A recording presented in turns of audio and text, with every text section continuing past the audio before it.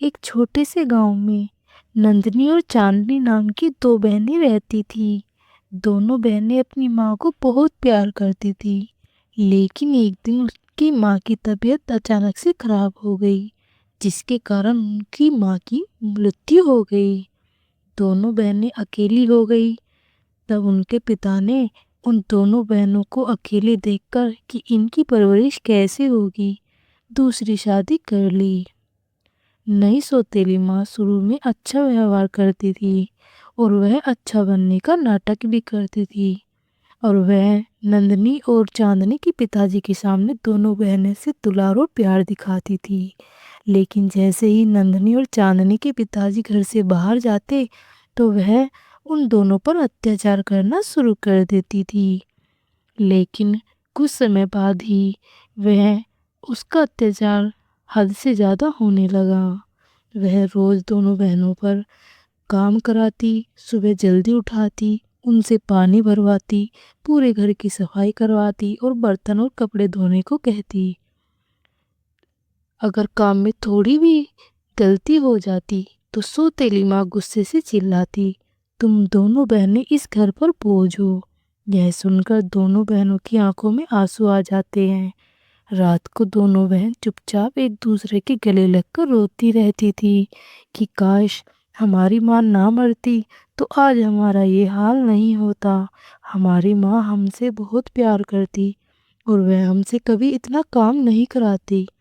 लेकिन उन दोनों बेचारी बहनों की सुने तो सुने कौन। पिताजी से कुछ कहती तो लेकिन उससे पहले ही उनकी माँ उन्हें डांट कर, धमका कर, डरा कर रखती थी, इसलिए वो अपने पिताजी से भी कुछ नहीं कहती थी।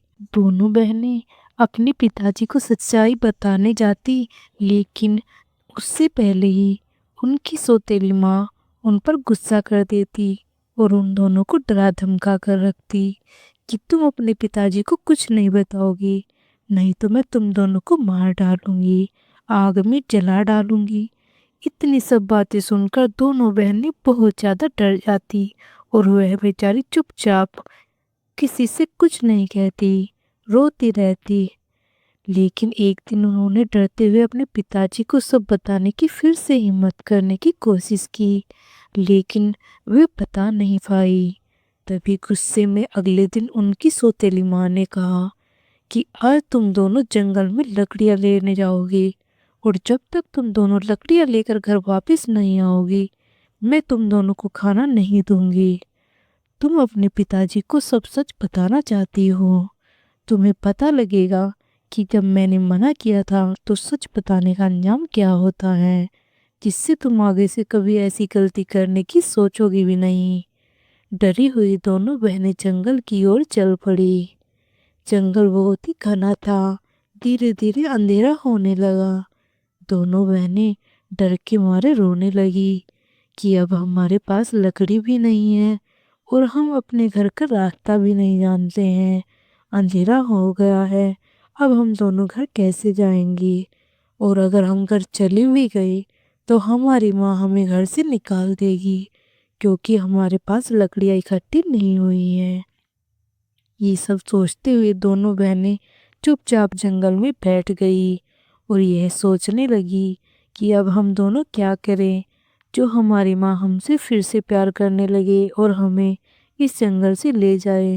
बेचारी दोनों भोली बहनें ये आस लगाकर बैठी थी कि उनकी माँ उन्हें ढूंढती हुई उन्हें वहाँ पर लेने आएगी, लेकिन ऐसा कुछ नहीं हुआ। तभी वहाँ पर एक दयालु बुजुर्ग उधर से जा रहे थे। तभी उन बूढ़े बाबा ने उन दोनों बच्चियों को वहाँ पर बैठे हुए देखा। तभी वो उनके पास आए और बोले, तुम दोनों बच्चियां यहाँ जंगल में क्या कर रही हो, वो भी इतनी रात में। वे दोनों बच्चियां बाबा को देखकर डर और सहम सी गई। तभी बाबा ने बोला, डरो मत, मैं तुम्हें कुछ नहीं कहूँगा। मैं तो काम से घर वापस लौट रहा था, मैंने तुम दोनों बच्चों को यहाँ अंधेरे में बैठे देखा। तुम मुझे बताओ तुम्हारा घर कहाँ पर है। तभी वो दोनों बच्चियां डरती हुई बोली कि बाबा, हमारा तो कोई भी घर नहीं है। हमारी माँ ने हमें जंगल से लकड़ियाँ लाने को बोला था और कहा था कि लकड़ियाँ लेकर नहीं आओगे तो खाना हमें तुम्हें नहीं दूंगी और तुम्हें घर में भी नहीं जाने दूंगी।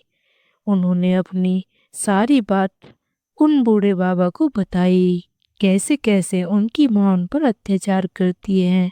बूढ़े बाबा को उनकी सारी बात सुनकर उन पर बहुत ज़्यादा दया आई और वो नंदनी और चांदनी को अपने घर पर लेकर चले गए।